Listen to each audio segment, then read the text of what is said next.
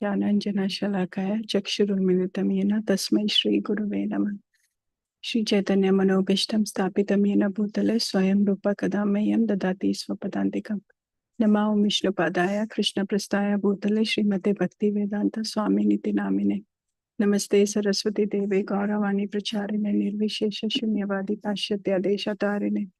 Jai Shri Krishna Chaitanya Prabhu Nityanand Shri Advaita Gadadhar शिवासति Gaur भक्तवृंद।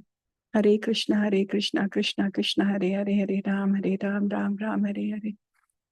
Hare Krishna, good morning, dear devotees. So we are continuing to read teachings of Sri Chaitanya. We are on chapter 20 right now, the Mayavadi philosophers. So Prabhu, if you can scroll down.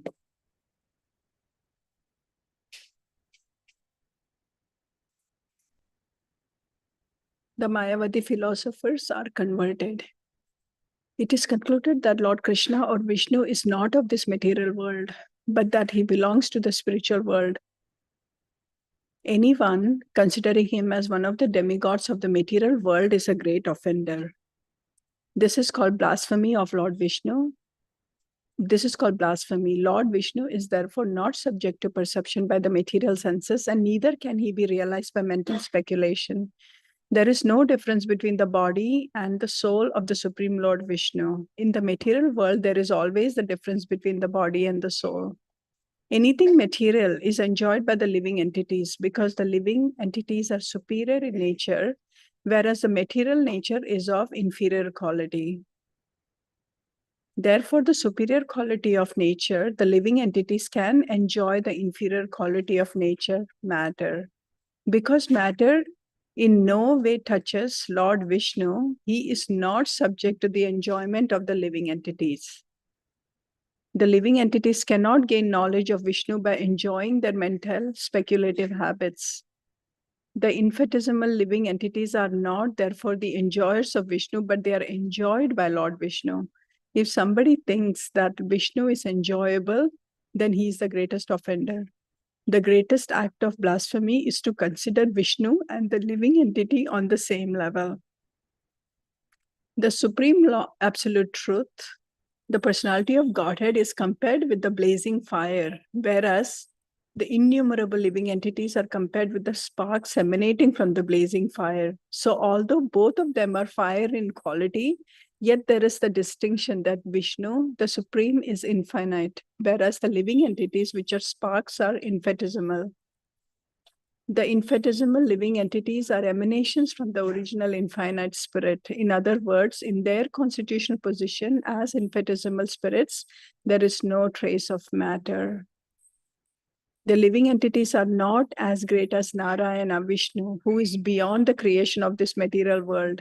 Even Shankaracharya accepts this, that Narayan is beyond this material creation. So neither Vishnu nor the living entity is of the material creation. Somebody may then inquire, why were such small particles of the spirit created at all? The answer is that the completeness of perfection of the absolute truth is possible when he is both infinite and infinitesimal. If he is simply infinite and if he is not infinitesimal, then he is not perfect. The infinite portion is the Vishnu Tattva, or the Supreme Absolute Personality of Godhead, and the infinitesimal portion is the living entity. By the infinite desires of the Supreme Personality of Godhead, there is the existence of the spiritual world, and by the infinitesimal desires of the living entities, there is this material world. When the infinitesimal living entities are engaged in their infinitesimal desires for material enjoyment, they are called Jiva Shakti. But when they are dovetailed with the infinite, they are called liberated souls. There is no question, therefore, as to why God created the infinitesimal portions. It is the complementary and supplementary side of the Supreme. It is essential, without any doubt, that the infinite must have infinitesimal portions. They are inseparable parts and parcels of the soul. And because they are infinitesimal parts and parcels of the Supreme, there is a reciprocation of feelings between the infinite and the infinitesimal. Had there been no infinitesimal living entities, then of course the Supreme Lord would have been inactive and there would not have been any variegatedness in spiritual life. As there is no meaning of a king if there is no subject, therefore there is no meaning of the Supreme God if there are no infinitesimal living entities. There would have been no meaning of the word Lord if there were no one over to overlord. The conclusion is that the living entities are counted as expansions of the energy of the Supreme Lord, and the Supreme Lord, the personality of Godhead Krishna, is the energetic.